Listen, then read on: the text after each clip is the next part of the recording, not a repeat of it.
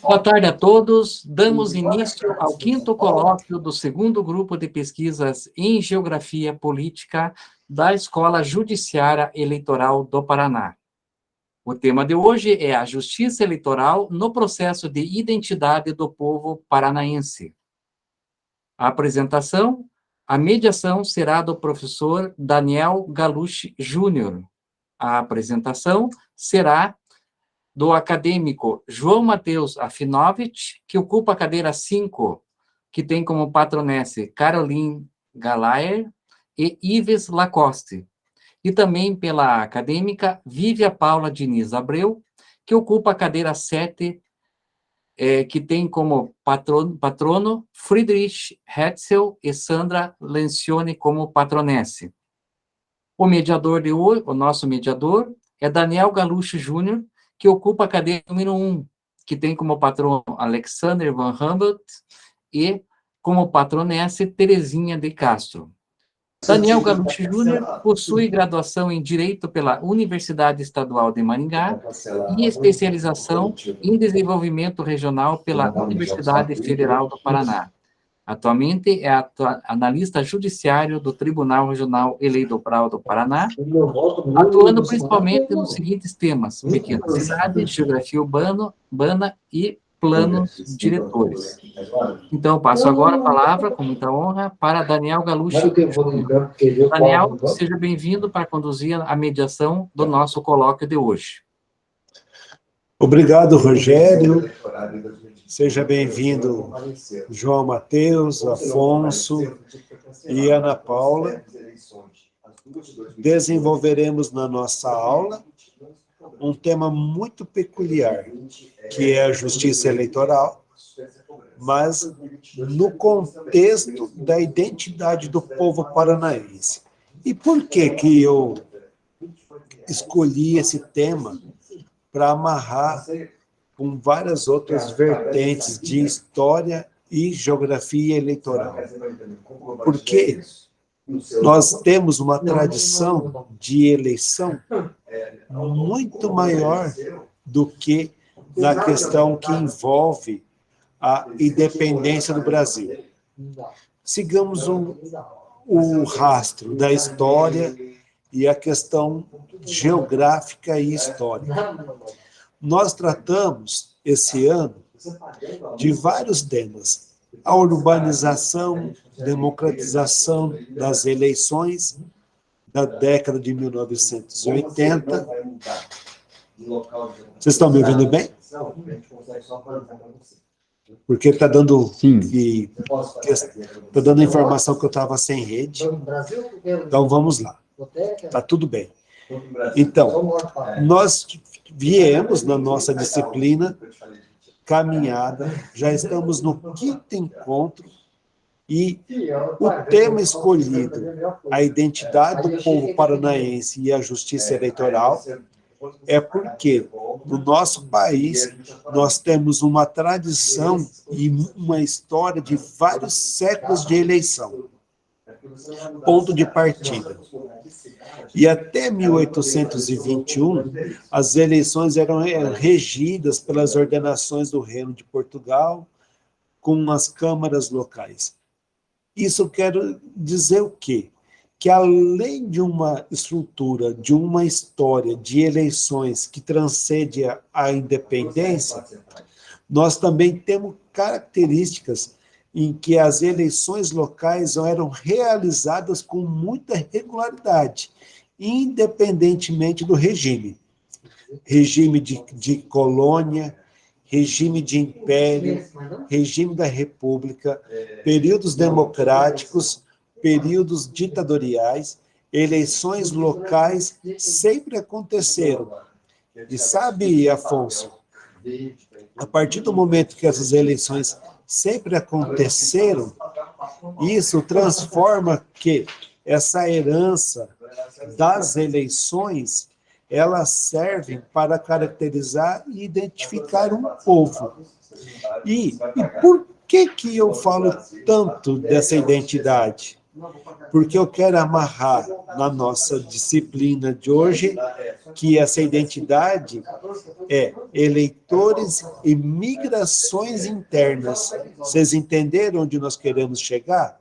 Que a partir do momento em que você tem as qualificadoras do voto, as qualificadoras para você se inscrever, tanto o votante quanto o eleitor para poder participar dos exercícios dos cargos do poder, você fazendo recorte jurídico, histórico e geográfico, você pode, sim, a partir de 1930, amarrar as migrações internas do Paraná na presença e na atuação da Justiça Eleitoral e as eleições, ora para elegermos governos locais, ora para elegermos governos gerais. Vocês entenderam?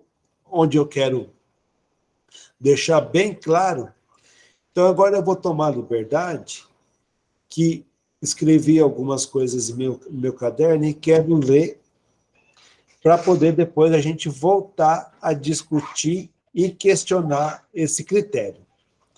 Então, até 1821, as eleições elas eram regidas pelas ordenações do Reino de Portugal, e as eleições locais eram nas câmaras. Então, nós podemos entender a origem e a historicidade do regime que agora nós identificamos nas câmaras municipais. Com a Constituição de 1824, sabe, Rafael, Ana Paula? Então, nós tivemos um recorte e que o voto dessa primeira Constituição, ele era voto indireto, ou seja, os eleitores do sexo masculino escolhiam representantes para esses representantes votarem nos cargos disputados. E o eleitor era o nome de votante, não era em si chamado de eleitor. E por que eu quero chegar nesse ponto? Que o Império abraçou toda a herança e a historicidade das eleições. E, nesse ponto, eu quero caminhar para a seguinte estrutura. O primeiro censo demográfico no Paraná é de 1872. E ali foi também determinado o número de eleitores. E é importante frisar o quê? Que na evolução do direito eleitoral, do voto indireto, da qualificação prévia do eleitor, do critério de renda, do critério de idade e do critério político, nesse intervalo do primeiro censo, a 5ª comarca de Curitiba passou a ser a província do Paraná. Dom Pedro II, ou seja, durante todo o Império, no nascimento, no fim do mandato do Império de Dom Pedro I para Dom Pedro II, nós tivemos criação de 2 províncias. Dom Pedro II ele era apaixonado pelos acidentes geográficos, e nas 2 províncias que ele criou em 1853, ele deu o nome dos rios mais importantes da região. A comarca a comarca do Rio Negro se transformou em Amazonas, e a 5ª comarca de Curitiba se transformou na província do Paraná, no qual, todos nós sabemos que tem origem do nome indígena, do Tupi. E nisso nós vamos criando e partindo. Entre 1853 até 1889, os os presidentes das províncias eram escolhidos pelo imperador. E os outros representantes, principalmente dos deputados, né? Já os senadores tinham cargos vitalícios, mas os deputados eram escolhidos com uma certa regularidade, no qual a legislação eleitoral foi se adaptando e aperfeiçoando, e, ao mesmo tempo, o Paraná teve, nesse mesmo intervalo,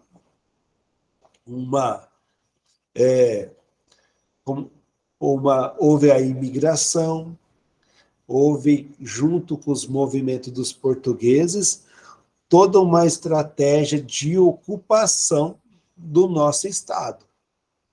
Em 1889, com a República, regras eleitorais foram modificadas e ainda se tinha, dentro da estrutura, o combate à fraude.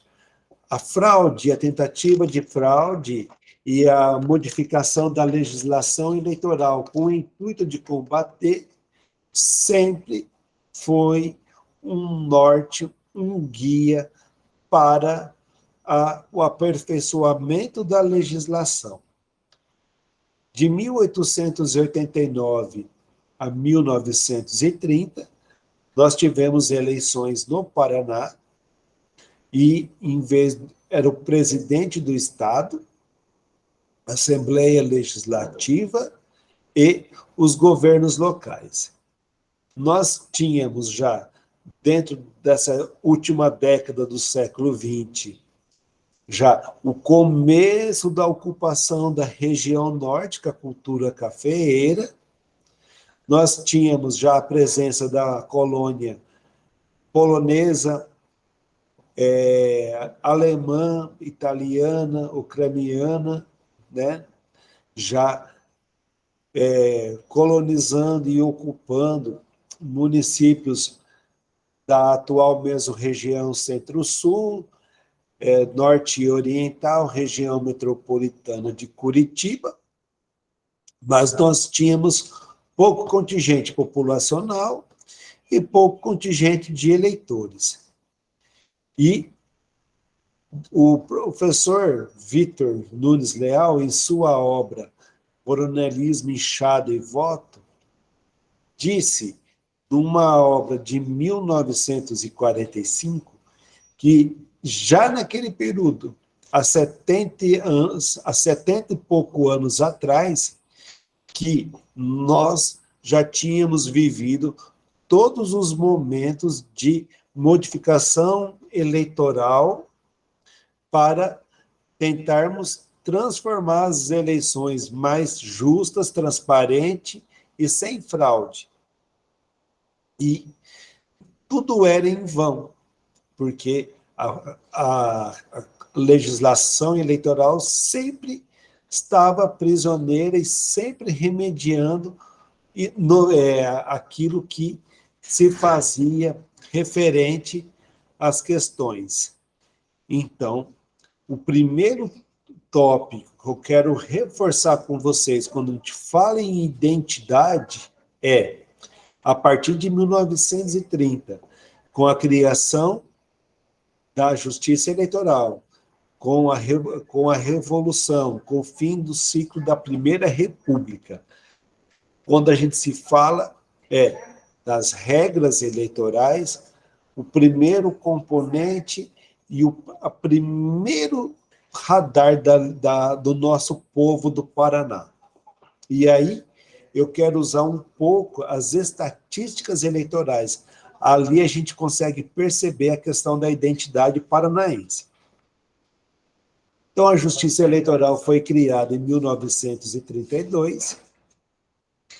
Havia pouca competitividade na eleição. E a primeira informação, sabe, Afonso, do relatório da primeira eleição da Assembleia Nacional Constituinte, que foi redigir a Constituição de 1934, declarava que o Paraná tinha 1.100.000 habitantes. Que nós todos sabemos que não tivemos censo naquele ano, E, e o primeiro ponto de exclamação, se a Justiça Eleitoral recém-criada declarou que tinha 1.100.000 habitantes, assusta-se o fato de, naquela eleição, 25.366 eleitores apenas votaram. Então, vocês entenderam? Então, de uma população hipotética. E o que mostra mais da identidade paranaense dessa primeira eleição? Não tivemos sessões eleitorais, sabe, João Mateus? No município de Foz do Iguaçu, em vários municípios como Rebouças, Rio Negro, Palmeira, Palmas, apenas uma sessão eleitoral. O que mais mostra a primeira eleição da identidade paranaense? A criação de vários locais já, vários locais em Joaquim Távora, Jacarezinho, Cambará, Santo Antônio da Platina, Venceslau Braz, Siqueira Campos, ou seja, essa primeira estatística já começou a registrar uma colonização, uma migração interna para o norte cafeiro. Praticamente mais de 50% do eleitorado estava em Curitiba. Em Curitiba, praticamente estava todo o eleitorado dessa primeira eleição. Sabe, Ana Paula? Então, a gente via uma distorção grande entre a capital e o interior. E o que mais diz dessa primeira eleição da identidade do povo paranaense? Que cada 100 eleitores que fizeram a inscrição dessa primeira eleição, 12 eram mulheres. Então, as mulheres eram... Nós fizemos aleatoriamente a consulta de 300 eleitores, né, lá do material do arquivo público, e identificamos que de 300, dava praticamente 10% a 15% de eleitoras mulheres. Não tivemos nessa eleição de 1933 nenhuma mesária mulher. Então, voto feminino, apesar de ser considerado uma grande vitrine, uma grande conquista do Código Eleitoral de 1932, para as mulheres, o voto era facultativo. E, então, mostrava uma tendência ainda do eleitorado paranaense. Em 1945, quando tivemos a reinstalação da Justiça Eleitoral, a Justiça encontrou um Paraná com muitos problemas e desafios. A Justiça Eleitoral ela foi reinstalada depois de 12 anos do mandato do interventor Manuel Ribas. Então, entre 1932 a 1937, a Justiça Eleitoral ela teve o primeiro período com um Estado novo, né, a ditadura de Getúlio Vargas.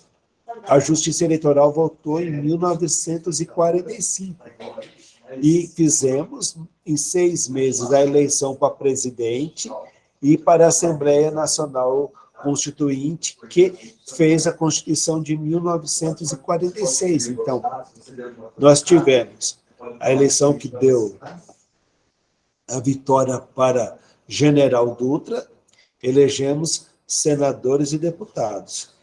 Então, no primeiro relatório da Justiça Eleitoral, em junho de 1945, quando se dividiu o Estado em zonas, os juízes eleitorais, em vários telex, em várias correspondências,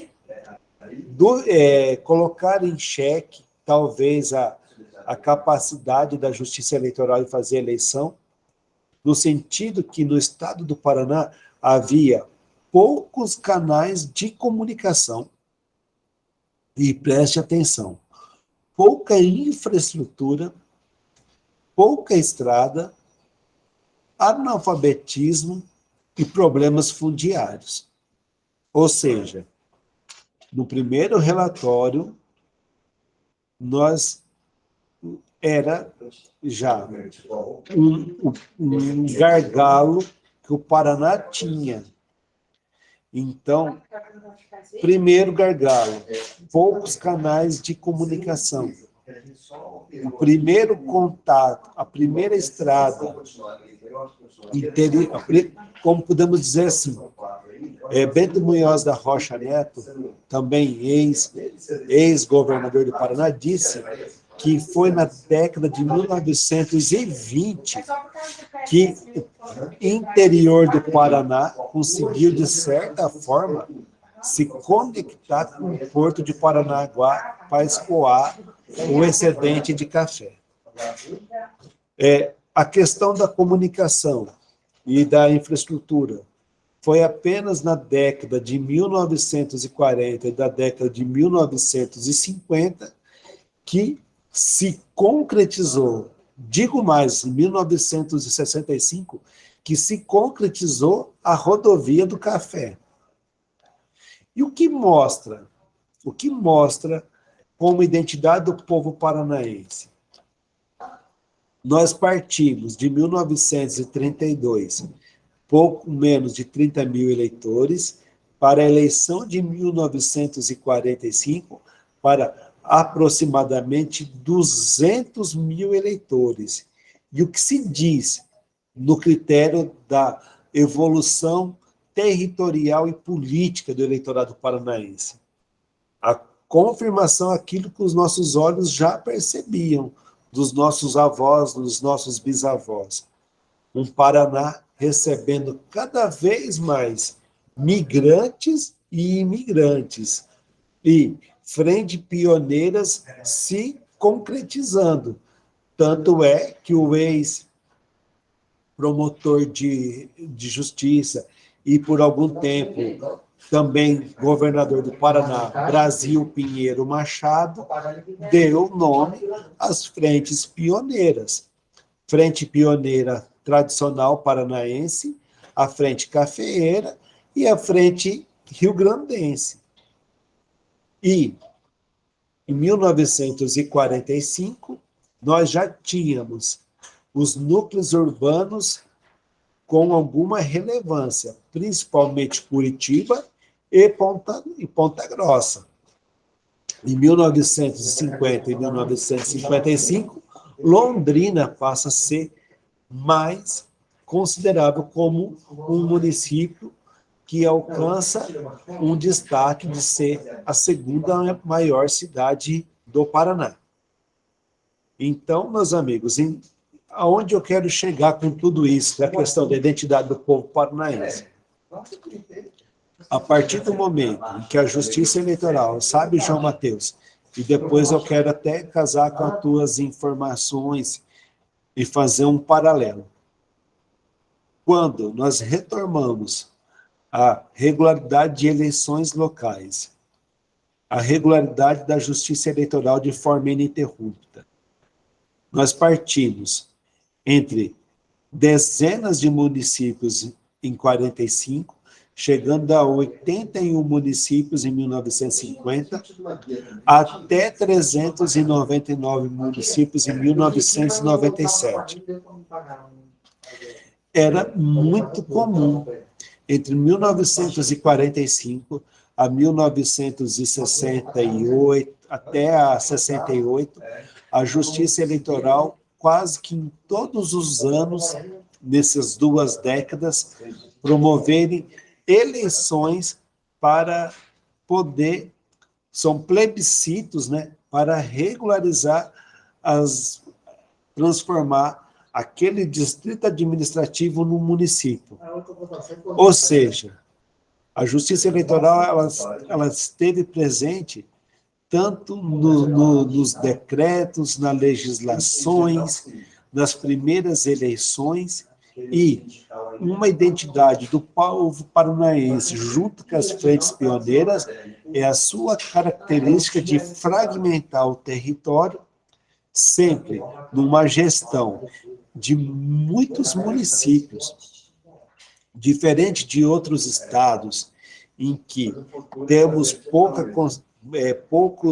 poucas delimitações. O Paraná, através das suas frentes pioneiras, nós conseguimos fazer com que, principalmente no norte e no centro, no sudoeste e no oeste, várias fragmentações. Isso mostrava o quê? Força política, junto com a estrutura eleitoral de eleições para poder, quanto mais fragmentações, mais potencialidades e mais capital político e mais novas personalidades e novos governantes seriam criados. E caminhando para a nossa aula aqui, agora, na nossa reflexão, tem um livro muito interessante chamado Eleitores e Migrações Internas do Brasil. E agora eu vou utilizar algumas falas, né, para depois nós podermos fazer o nosso debate. Então, Fukushima, entre 1964 a 1983, ele diz que no Paraná o número de eleitores aumentou mais de 3 vezes. Entre 1964 a 1983, o número de eleitores aumentou mais de 3 vezes. Sabe, Afonso, nos relatórios de 30 de abril de 1955, que é o relatório final da eleição, que elegeu Juscelino Kubitschek presidente e Lampião governador, de 504.678 eleitores, 73,8% eram eleitores do sexo masculino. Então, ainda na década de 1950, o eleitorado masculino era muito superior ao feminino. E aí é interessante como que nós vamos amarrando eleitores, herança, criação da identidade do povo paranaense. Já no cadastro eleitoral de 1983, as mulheres já eram 57,9% do eleitorado. Em 1965, o Código Eleitoral deu às mulheres a obrigatoriedade da inscrição, não só apenas o direito ao voto. Então, no Código Eleitoral de 1932, no Código Eleitoral de 1950, o voto das mulheres era, na maioria das vezes, principalmente na questão que envolvia as donas de casa, o voto era facultativo. Outra questão que amarra o eleitorado do Brasil, mas a questão que envolve a nossa identidade, é que apenas em 1985 o direito ao voto se expandiu aos analfabetos. Sabia disso, Afonso? Então, a questão do voto, do censo literário, a obrigatoriedade de saber ler e escrever, desde a Lei Saraiva de 1880, diminuiu muito a participação brasileira no exercício do voto. Então, você imaginando que só recentemente o direito ao voto analfabeto, o direito de voto aos analfabetos foi concedido, mostra durante muito tempo o porquê de nós termos o número de eleitores tão baixo em relação ao número da população. Então, realmente chama atenção que só apenas a partir da década de 1980 nós começamos a ter um eleitorado feminino maior que o eleitorado masculino. Por fim, agora vou depois passar a palavra para o João, né? E o que mostra um pouco da identidade. O autor aqui, o Masanori Fukushima, quando ele estudou entre 1900 a 1984, mostrando a identidade da justiça eleitoral e o povo paranaense, no sentido de captar, de identificar os eleitores e as migrações internas, ele chamou, sabe, João, depois nós vamos até discutir mais, das informações que a Justiça Eleitoral tem do perfil dos eleitores e, por si só, também dar a entender a organização social, político do eleitorado, certo? O título eleitoral antigo, antes de 1986, vinha com informações que ajudavam até no planejamento de políticas públicas, como sobrenome, data de nascimento, naturalidade, estado civil, filiação, profissão. E o Masanori, ele disse que, consultando os arquivos da Justiça Eleitoral da década de 1970, o sobrenome mais encontrado no estado do Paraná era o sobrenome Santos, e que ele encontrou no cadastro aleatório que ele escolheu, desses municípios, 299 sobrenomes diferentes, sabe, Rogério? Então, e é incrível, e ele mostrou muito bem como que era a questão da ocorrência das migrações desde as regiões paranaenses. Então, passando a palavra para o João, eu amarro, falo mais que a herança da identidade paranaense com a justiça eleitoral é entender a sua gente através das migrações internas, porque o local do domicílio eleitoral diz muito, e reforçar a obra de Masanori Fukushima, que ele mostrava, desde 1960, a questão que ainda havia relacionado imigrantes, e ele já capturava nas migrações internas uma alta tendência de migrações para Curitiba e uma estabilidade muito grande e aumento natural de eleitores já no norte cafeeiro, e já identificava o crescimento da cidade do oeste paranaense. Vocês entenderam? Alguma coisa é preciso refazer? Consegui deixar claro o sentido da nossa aula?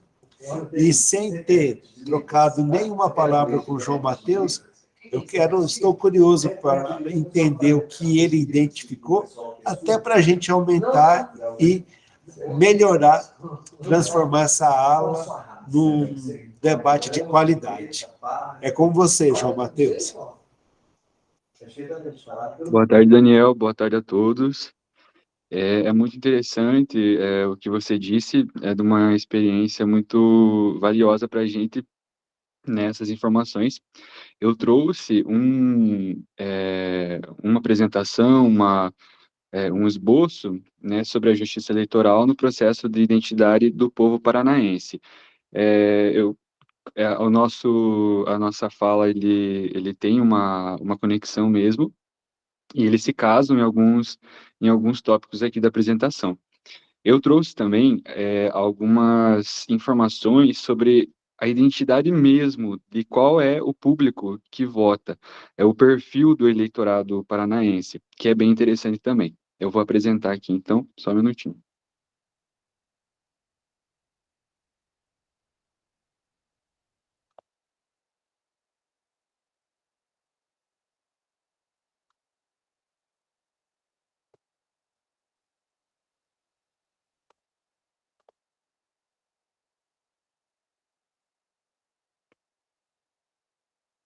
Eu tenho medo que ele fique invertido, mas acho que não vai ficar. Não tá aparecendo para vocês ainda? Ainda não.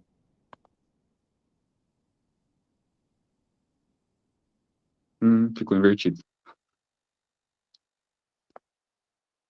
Eu vou pedir para o Rafael fazer a apresentação aqui para mim, porque o meu Google Meet faz já alguns meses que está com essa apresentação invertida e eu não entendo por quê.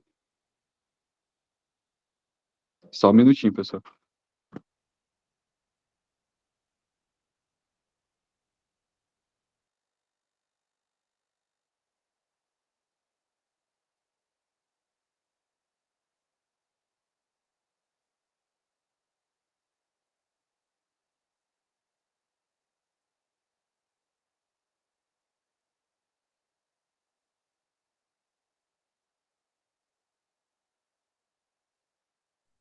Calma aí que eu vou ter que, acho que, apresentar pelo meu computador, meu celular aqui. Sem problemas, João. E aí, então, que bom que nós vamos construir pontes, né? E avançar um pouco do nosso debate aqui sobre a questão, até porque ainda é uma discussão muito presente, o processo de identidade do povo paranaense. São vários olhares para isso, né? E a esfera eleitoral é mais uma delas.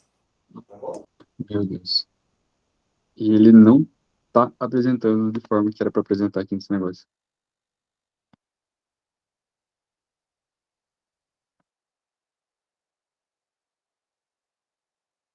Calma aí que eu vou pegar a apresentação aqui.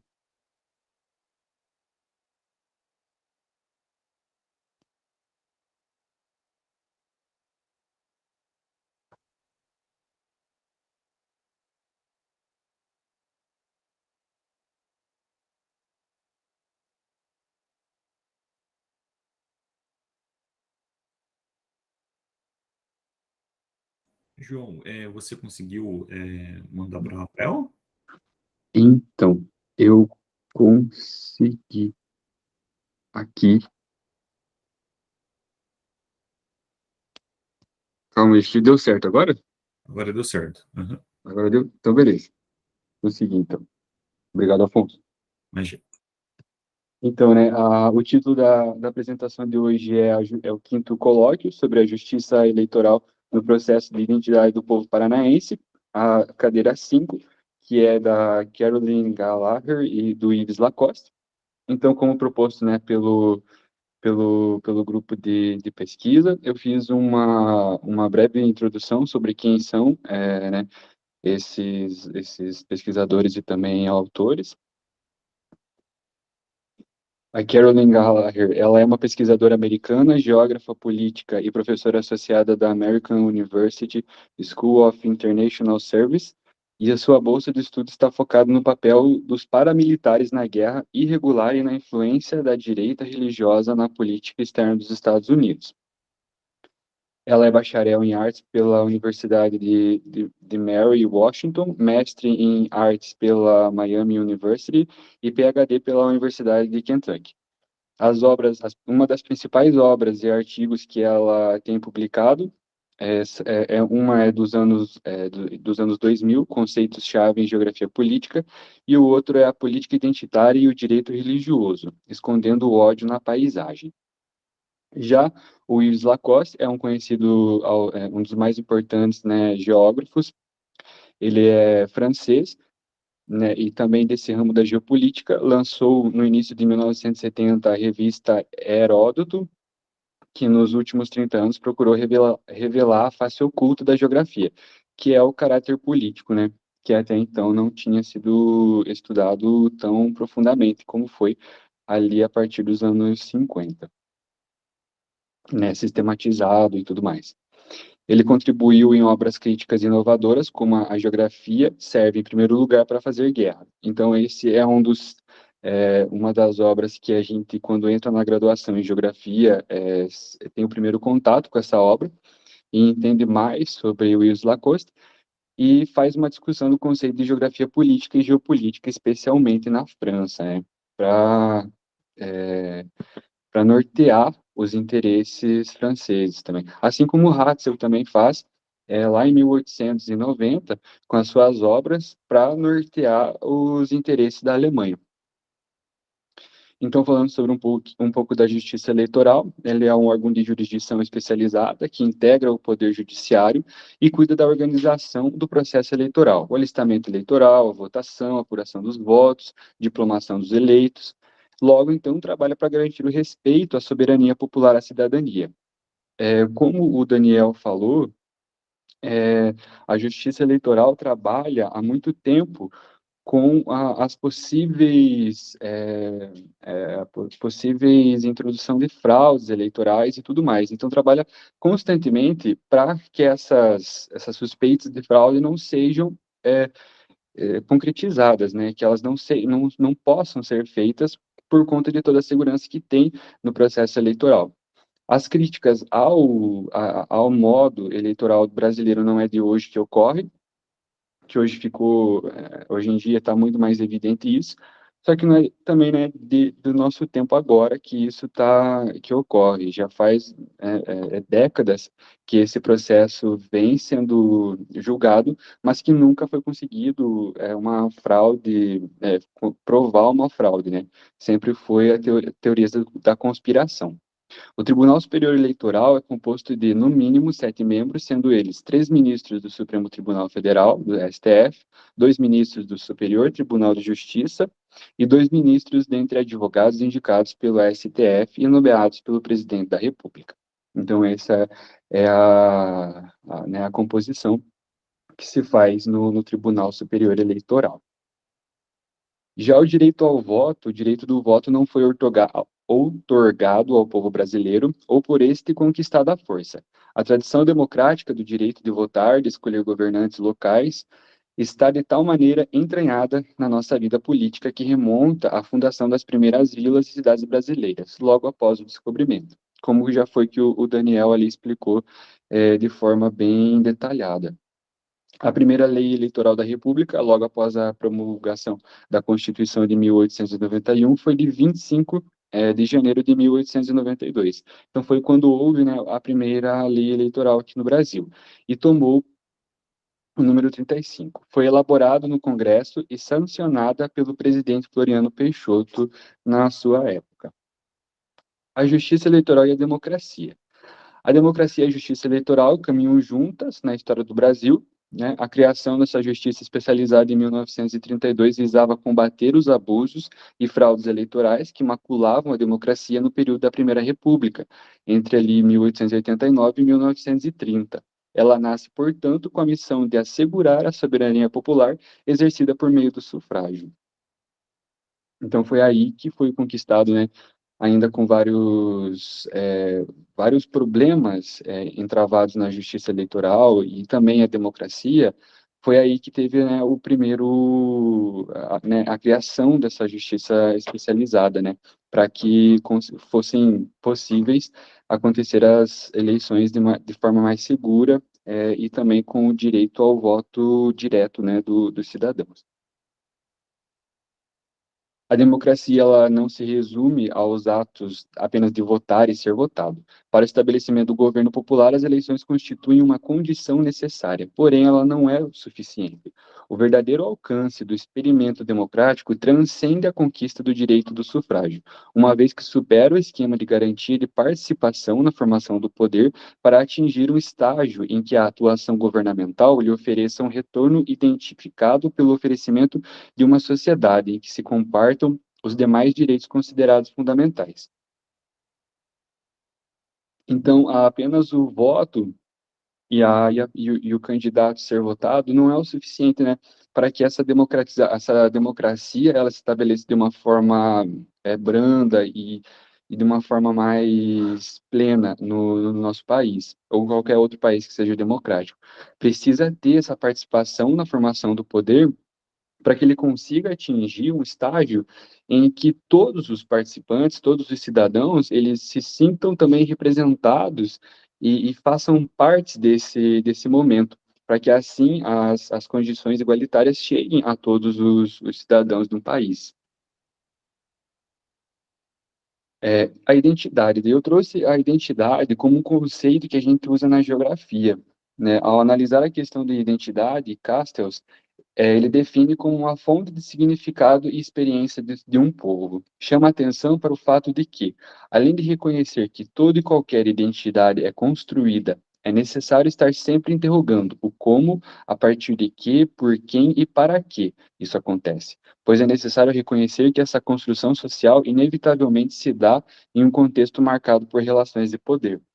Então, atrás, né, do processo de identidade ali com o território, com o solo, também com o lugar, essa identidade, ela também acaba, né, trazendo algumas indagações do que se revela essa identidade.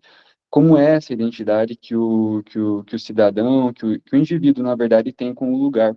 E assim a gente consegue entender um pouco da identidade de como essa relação ela vai sendo, né, vai sendo orquestrada assim no território e como que como que esse cidadão ele vai se identificar com o candidato, vai se identificar com as políticas que ele propõe, né, para aquele contexto, para o contexto daquele grupo, daquela região, né, se a gente falar aqui do Paraná, as regiões mais precárias, às vezes votam em determinados candidatos. Em algumas regiões que têm uma economia mais sólida, mais robusta, a tendência é que ela vote num partido mais liberal, né? Nem sempre, porque tem sempre aquelas contradições do território, mas é esperado que isso aconteça.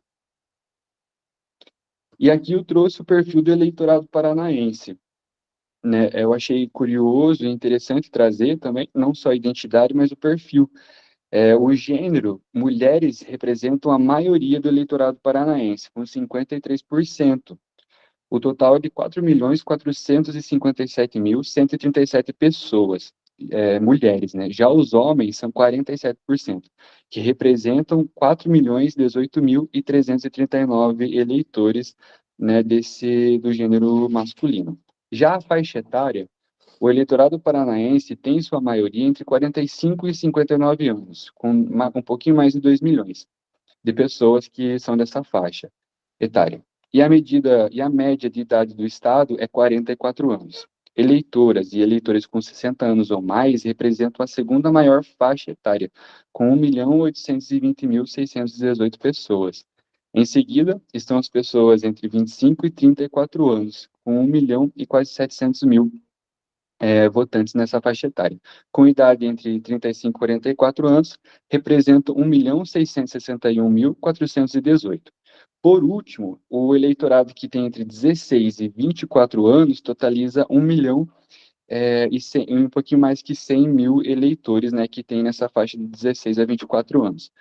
Nos últimos meses, a gente pôde perceber, e também os dados mostram que houve um grande número de adolescentes entre 16 e 24 anos, é porque eu também fui fazer pesquisa, e hoje um adolescente, ele chega até o 24 anos, e tem pesquisa que mostra que chega até 29, não é da minha cabeça isso, é pesquisas mesmo. E, né, o eleitorado que tem entre 16 e 24 anos, ele subiu expressivamente nesses últimos meses por conta, né, dessa polarização política que tem em nosso país. E, com certeza, esse número de eleitores dessa faixa de 16, 17 anos, que não são obrigados a votar, eles tiveram, sim, uma grande importância no momento atual que a gente vive, seja ele influenciado né, por artistas desse meio YouTubers também que influenciaram esses eleitores dessa faixa etária a comparecerem às urnas, né, e a votar, exercer o voto, o seu direito. Já o grau de instrução, a maior parte das eleitoras e dos eleitores declararam ter ensino médio completo, pouco mais de 200 milhões e 300 mil, seguida daqueles que têm o fundamental incompleto, que chega a quase 2 milhões de eleitores. Superior completo, 1.195.646 pessoas, médio incompleto, 1.160.244 pessoas, fundamental completo, 633.486 eleitores, superior incompleto, 607.026 eleitores. E outros, eles somam 565.598 pessoas que, né, se identificaram com outro grau de inscrição, né. Já a situação civil dos eleitores paranaenses do ano de 2022, os solteiros representam 48% do eleitorado, enquanto casados são 42% do total desses eleitores, né, na sua situação civil. Aí eu trouxe aqui né, um mapinha sobre a disputa para governador aqui no estado do Paraná. E a gente pode perceber que o candidato Carlos Massa Júnior, ele teve quase 90% né, ganhou em quase 90% das cidades aqui do nosso Paraná, em primeiro turno, né, com 69%, quase 70% ali de intenção dos votos, né, dos votos diretos. Então, isso mostra um panorama de como a nossa região votou em peso nesse candidato, e sobressaindo em praticamente todas as regiões, menos ali no centro, um pouquinho do centro-sul, do centro-oeste, né, e também do sudeste, do Paraná, que também, né, os dados do IPARTS mostram que essas regiões são uma das mais precárias aqui do Paraná. Além ali também da região metropolitana de Curitiba, no Vale do Ribeira, que também por conta dessa região fronteiriça com outro estado, acaba sofrendo algumas interferências do outro estado e também do nosso estado, né?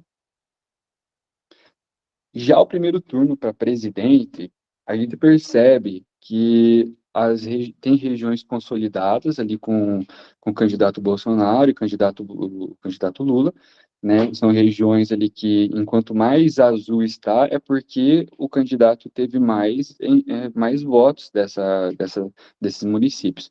Quanto mais leve está a cor, é porque o candidato ficou houve uma polarização maior nesse município, né? E a gente percebe que no primeiro turno há, né, esses grandes municípios ali consolidados com o candidato Bolsonaro e o candidato Lula não tendo tanto expressiva essas cores mais fortes, só que consegue, mesmo assim, em muitos municípios, fazer essa polarização, né, onde ficou quase igual os votos dos dois candidatos. E já no segundo turno, a gente tem um aumento expressivo dessas cores mais vibrantes. Só que, mesmo assim, o candidato Bolsonaro consegue ganhar. Aqui, ele teve, no primeiro turno, 62% dos votos. Já aqui, ele teve 55% dos votos, enquanto o candidato Lula teve 35,99%. Só que a gente pode perceber que no primeiro turno aqui, deixa eu ver aqui. Ô, João, Oi, você inverteu, meu amigão. eu inverti. É, Mas acho que não tá invertido, tá invertido. Ah, tá invertido. tá invertido. Tá invertido, sim, porque eu confundi o segundo turno ali, tá? Porque tá segundo turno no Lula e no Bolsonaro. Aí eu inverti mesmo. Tá invertido. Porque aqui a gente consegue ver a polarização de um modo mais forte, e principalmente ali em Guarapuava, que ficou, né, na casa ali dos 46 mil votos pro Bolsonaro e 45 mil e alguma coisa pro Lula. Foi uma das cidades mais polarizadas. Enquanto aqui o Jair Bolsonaro ele teve 3.628.000 votos, o Lula teve 2.363. Já no segundo turno, houve um aumento expressivo ali do candidato Bolsonaro para 4.159.000 votos contra 2.506 do Lula. Então teve se a gente for comparar, teve um aumento entre os dois candidatos, mas com o Bolsonaro, né, esse aqui é no segundo turno. Com o candidato Bolsonaro teve um aumento maior. Aqui na nossa região, aqui em Guarapuava principalmente, esse aumento foi nítido, porque no segundo turno ficou uma porcentagem de 10% entre um candidato e outro. Os prefeito e ex-prefeitos aqui da cidade, eles apoiaram o candidato Bolsonaro, e isso fez com que o cidadão fosse influenciado. Claro que não só isso, mas que gerou, sim, uma dúvida na hora da votação. O que fez com que aqui em Guarapuava, no segundo turno, o Bolsonaro tivesse 10 mil votos a mais do que o Lula. Então, era essa a minha apresentação de hoje. Pelo que eu vi no regulamento do grupo de pesquisa, era uma breve introdução. E eu tentei fazer essa breve introdução de uma forma mais, tentando, né, encaixar o perfil com a identidade, trazer esse conceito de identidade e a relação com o solo e também com o eleitor. E era isso. Parabéns, João, pela sua pesquisa. E agora eu quero fazer algumas considerações. Então, a Justiça Eleitoral sempre teve preocupação de querer entender, identificar, descobrir quem é o seu eleitor. Se naquele título anterior a 1986 já tinha profissão, residência, a data de inscrição, a zona, a filiação, nós avançamos dentro do nosso cadastro a buscar outras informações sobre o nosso eleitor.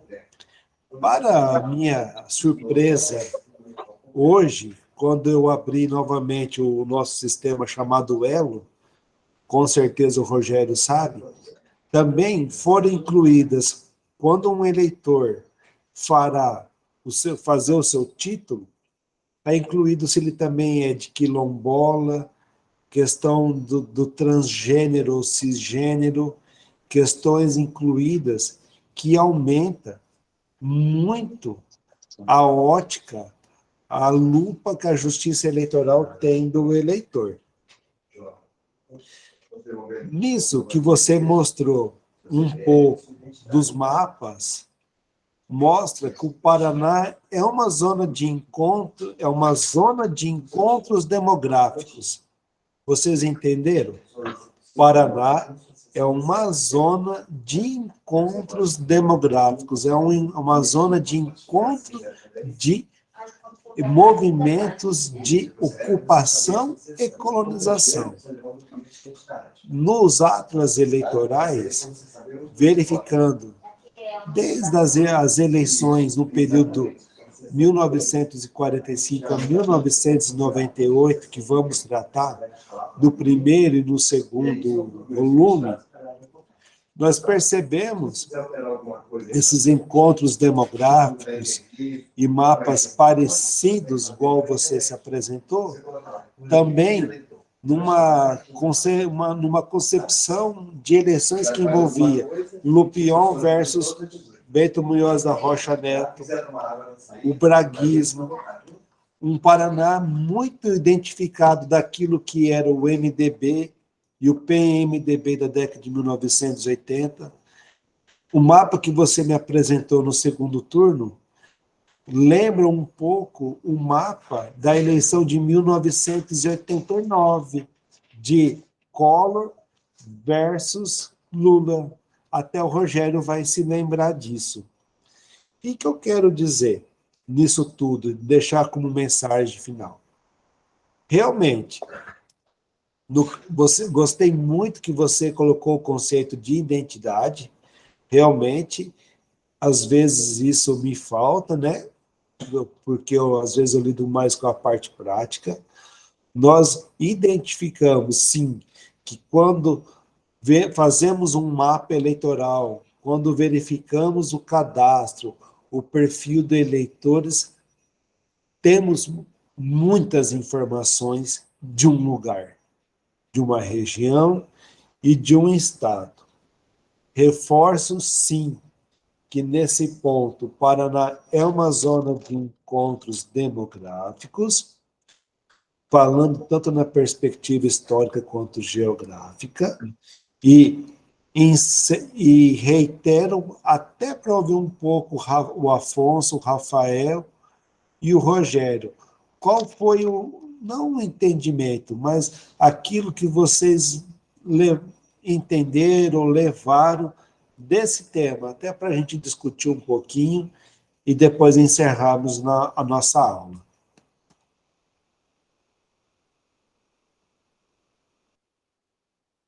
Daniel, deu uma Oi? cortada aqui a hora que você falou no final da frase. Dá para se repetir?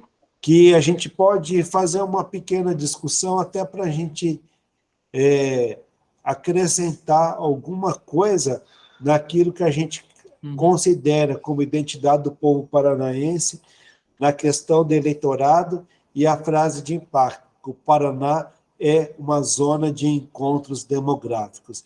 E o cadastro eleitoral reflete, reitera essa postura, esse posicionamento. Bom, eu vou abrir primeiro para os demais, né?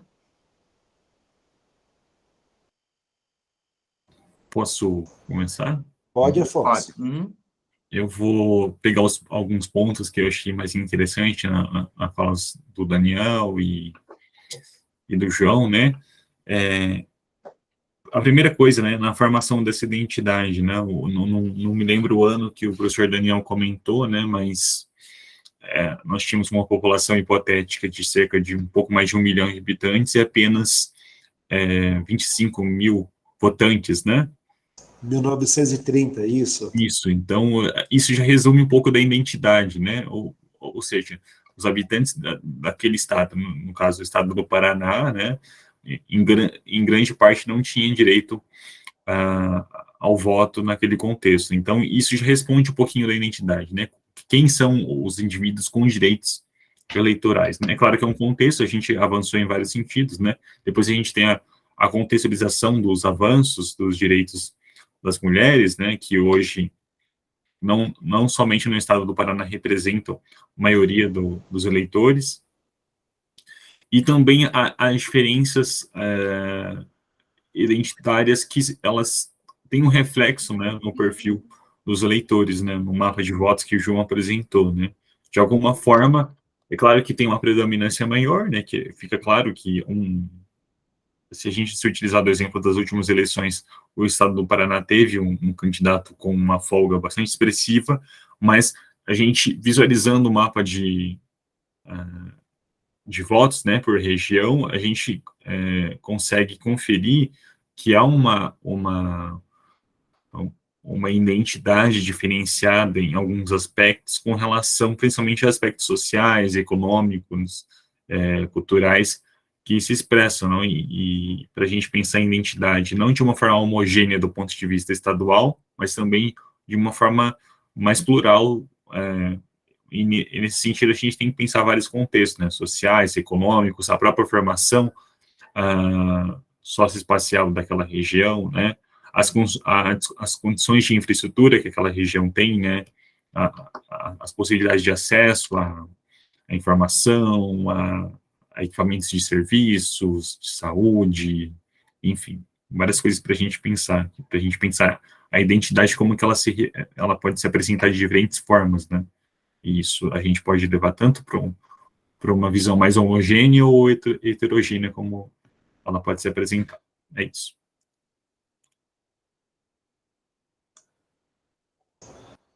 Rafael, quer falar um pouco, Rafael? Ou o professor Rogério? Bom, eu estou esperando ver todo mundo que fala para... Que daí eu acho que eu falo e encerro, né, Daniel? Acho que fica... Sim, mas acho que o Rafael... Uhum. Pode falar, Rogério.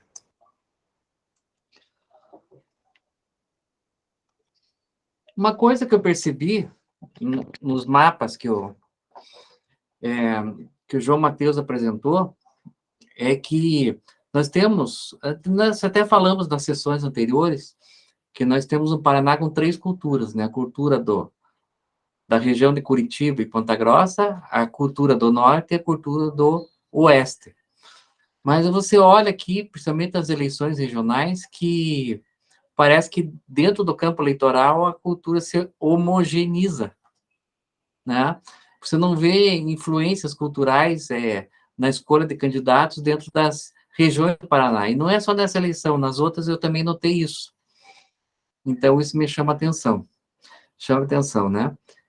E não sei se você percebeu isso também, Daniel, Afonso, João Mateus.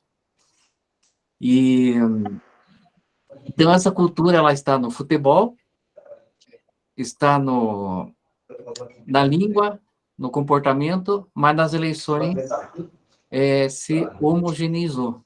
Tá? E o que eu vou acrescentar agora não é bem sobre o tema de hoje, mas que foi falado no tema de hoje. Nós tivemos aqui falar sobre o título do eleitor, que tinham todos os dados. Eu fui fazer uma pesquisa, a Lei de Ação Popular, que é a Lei 4.717/65, ela diz que alguém para ingressar com uma ação popular, deve apresentar a prova de cidadania se dará pelo título de eleitor. Mas se for pensar bem no dia de hoje, o título de eleitor não diz nada. O título de eleitor para nós é um cartão informativo, ele não é documento. O título de eleitor, ele informa o eleitor qual é o número do seu cadastro eleitoral e onde ele vota, mas ele não precisa do título de eleitor para votar, e o título de eleitor por si só não comprova nada, porque não diz que está aqui com a Justiça Eleitoral. Mas eu fui estudar por que a Lei de Ação Popular colocava que a prova da cidadania se dá pelo título de eleitor. É porque antigamente o título de eleitor ele valia como documento de identidade. Eu cheguei a ter esse título, mas não cheguei a usar, porque mudou antes. Ele tem foto, ele tem filiação, ele tem profissão. Inclusive, muita gente utiliza o título para fins previdenciários, pessoas mais antigas, né? O Daniel deve ter recebido um monte de gente já atrás desses documentos antigos, né? E o título do eleitor, cada vez que a pessoa ia votar, o presidente da sessão, ele carimbava atrás. Se tiver disponível, isso é fácil. Então, o título do eleitor, na época da Lei de Ação Popular, ele valia como identidade e atrás tinha quitação eleitoral. Atrás tinha quitação eleitoral. Então, é isso que me chama a atenção do título de eleitor.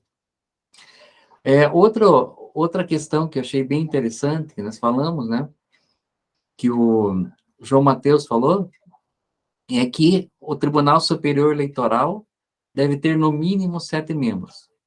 No mínimo. Se você for ver bem, nos tribunais regionais eleitorais, diz que os tribunais regionais eleitorais são formados por 7 membros. E no TSE tem a palavra, no mínimo, 7 membros.